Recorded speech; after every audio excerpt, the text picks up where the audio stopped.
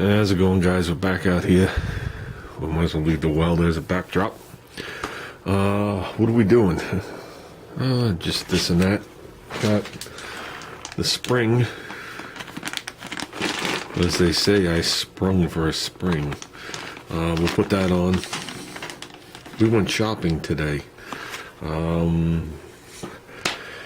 guess one of the benefits of living in a populated area is if you're looking for something, there's 2-3 dozen places you can go look at it, and everybody's in competition with everybody. That doesn't mean it's cheap, but everybody's in competition with everybody. So we went to the local welding store.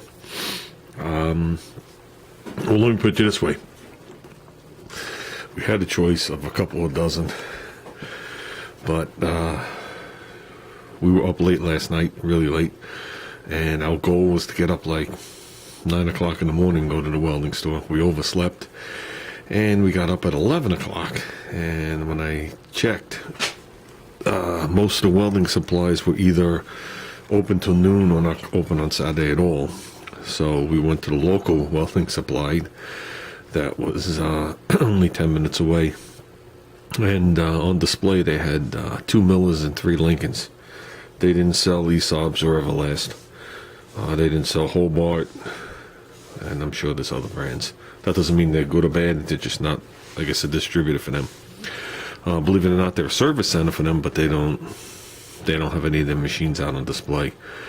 We went there to look at the Millermatic 252. They had on display, they had the Millermatic 212, and they had the Millermatic 252 on display. Then they had 3 Lincolns sitting there. The 212 is very similar to the 252, except the amount of amps that it puts out. Okay, it said it on here. All the specs are in here. It's a 210 amp machine. They rated it 3/8 plate, but the difference is if you look at the picture, it's got auto set. You only see 2 knobs in auto set. There's no any kind of digital display at all.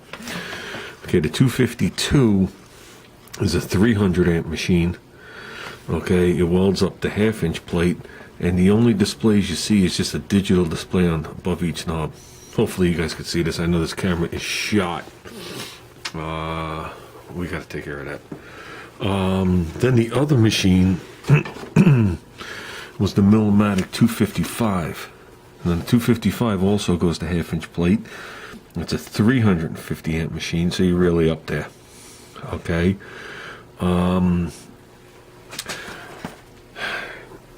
Here's what we saw in these machines before we looked at the other machines. Okay.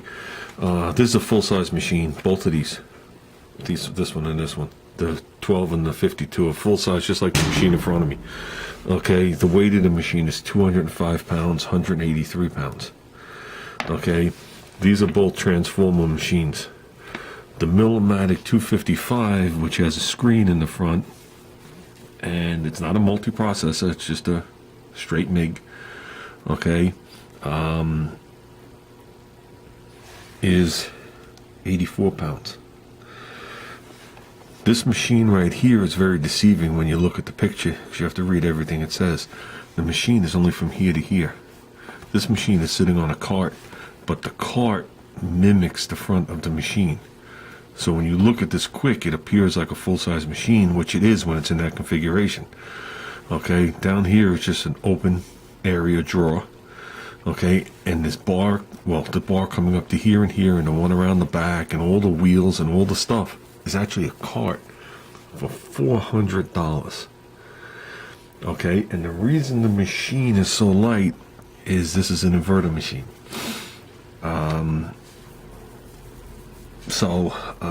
Big difference. Big difference. If you're looking for a transformer machine and you're looking for an inverter machine, it's a big difference. But if you look at this quick, you know, it looks like a full-size transformer machine, but it's not. Okay. Then one of the other machines that he looked at was the Lincoln 260. Okay. The Lincoln 260 is Lincoln's version of the Millermatic 255 in so many words. Okay, they also had the Lincoln 256. I think was the number. I could be wrong. Which was their version of the 252, except the difference is the 252 has the two knobs. The Lincoln had 3 additional knobs, which is equivalent to some of the stuff over here for burn back and things like that. Okay, this one, according to my son, I haven't looked into it, has some of those features, but you got to do it with the trigger and like program it in. I don't particularly care for that. But this machine here, the difference between this machine and the 255 is this is a transformer machine. This machine actually sits, I don't know, 4 or 5 inches taller than this machine, but it's probably about 3 inches narrower. So it's a narrow machine, but much taller. This machine weighs in at a whopping 247 pounds. Okay, this screen, this machine here does have a screen in the front. Has a couple of things with it. It has an outlet in the front with two 110 receptacles. So if you're using it where you're working, you don't have to run a separate extension cord to run your grinder. So if you're welding and you have your grinder with you, or not even your grinder and your wire wheel to clean out your welds as you're making multi-pass, you can plug both of them in there instead of having extension cords all over the place. That was pretty cool.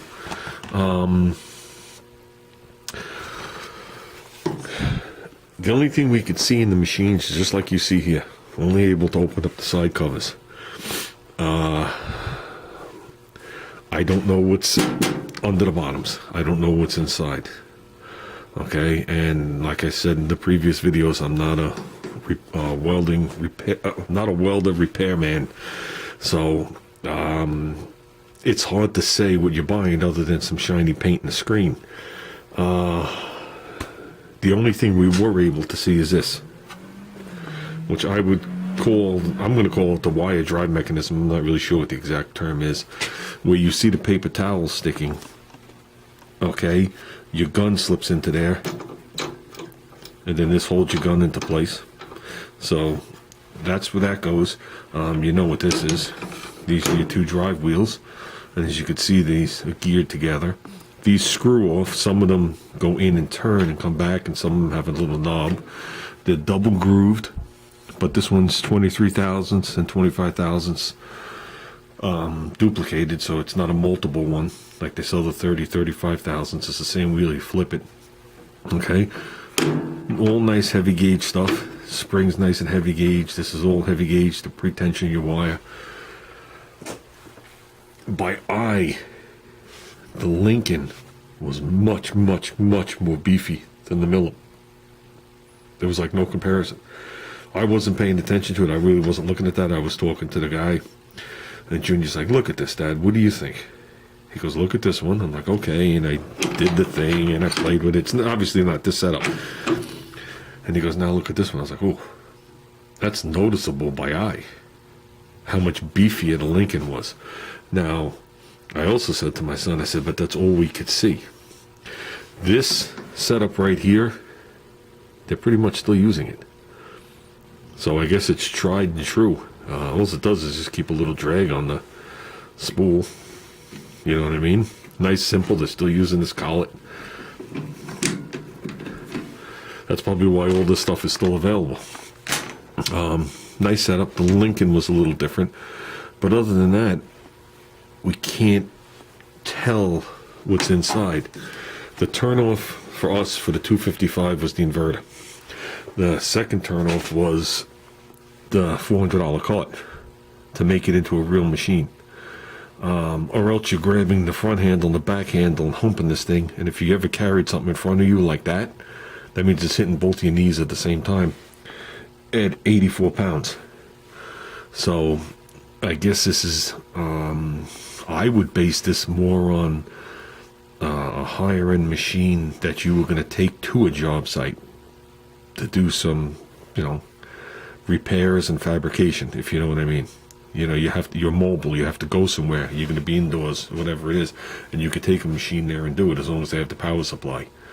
That's how I would take this one. As opposed to this one is more for a job site, like the picture shows. It's more for a job site to be left on site, to be worked with.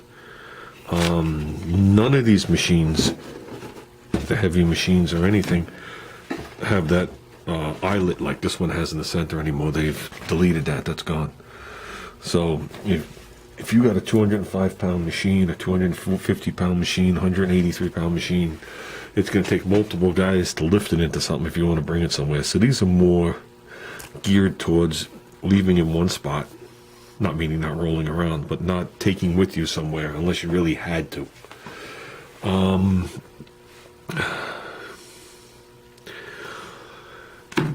We both agreed on one thing when we walked out the door. Obviously, we didn't buy it.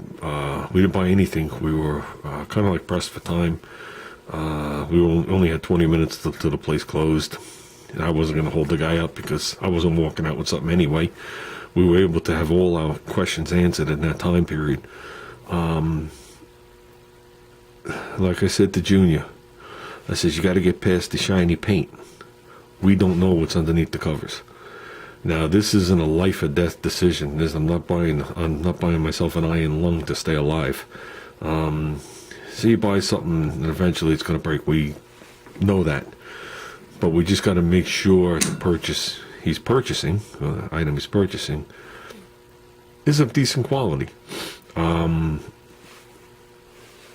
These have been around a while. This is fairly new. This is out 6 months.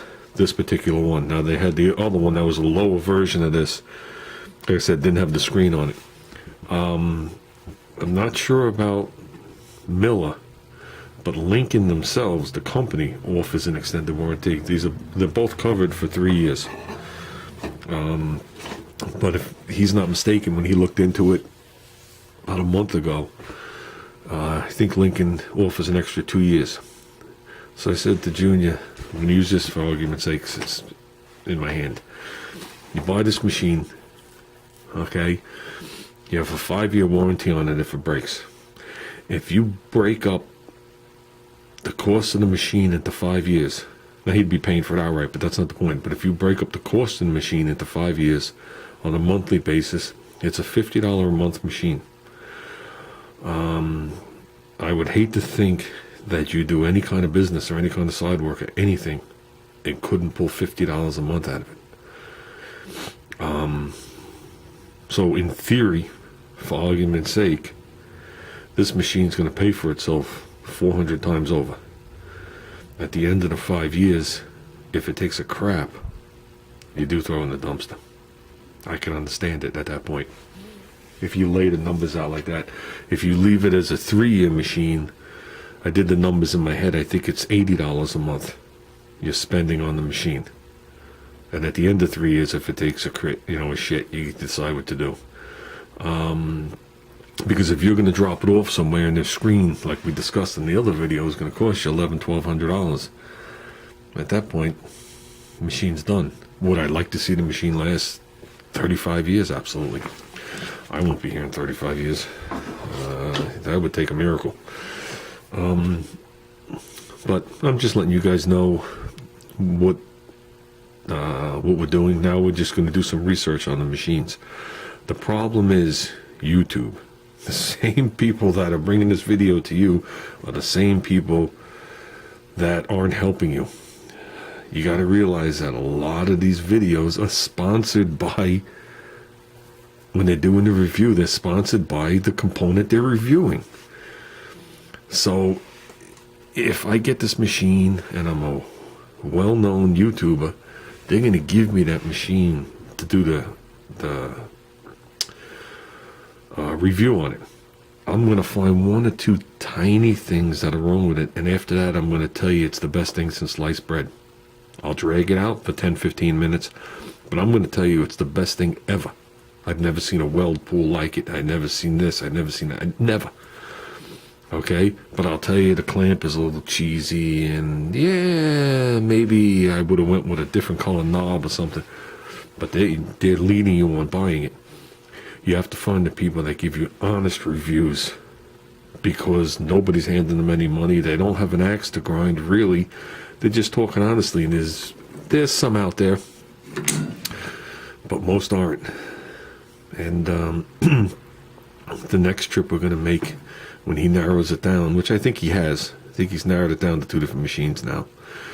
The next trip is to, next Saturday, we're going to hit up multiple service centers, and a little green's going to come out of the pocket for a little honest advice to see if either one of the machines he's looking at is a problem machine. Now, that doesn't mean the brand name is a problem. We've already had this discussion too. You can have a particular brand name of a manufacturer of anything, okay? But one of their products just could be a load of crap, and all their other products could be mint. The question is if he wants this machine, is this machine having troubles? You know what I mean? Is it going to wind up like the last one? Or is the whole shop full of this machine? Yeah, the battery went dead. Junior said to me that when he went to the service center a month ago, he goes, the service center was not full of big machines. He goes, the service center was full of the small handheld machines like he had. He goes, that's what was all over the place. He goes, the little machines is what they were working on. So I would like to know, you know what I mean?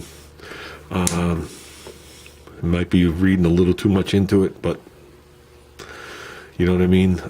When you're not going to be a big facility and you don't have multiple machines, if anybody's ever dealt with anything with machine work, welding, fabrication, and anything in those lines, whether it's automotive or whatever it is, usually when the people come to you, they need it ASAP. The clock is ticking. When they send you something to have it machined or pressed or whatever it is, they can't wait 3 or 4 days. Okay, same thing with the welding. They want to drop it off and have it like the next day. Okay, because they have projects and things relying on this. They just can't leave it there for a week, 2 weeks. Okay, that's the way a lot of things are.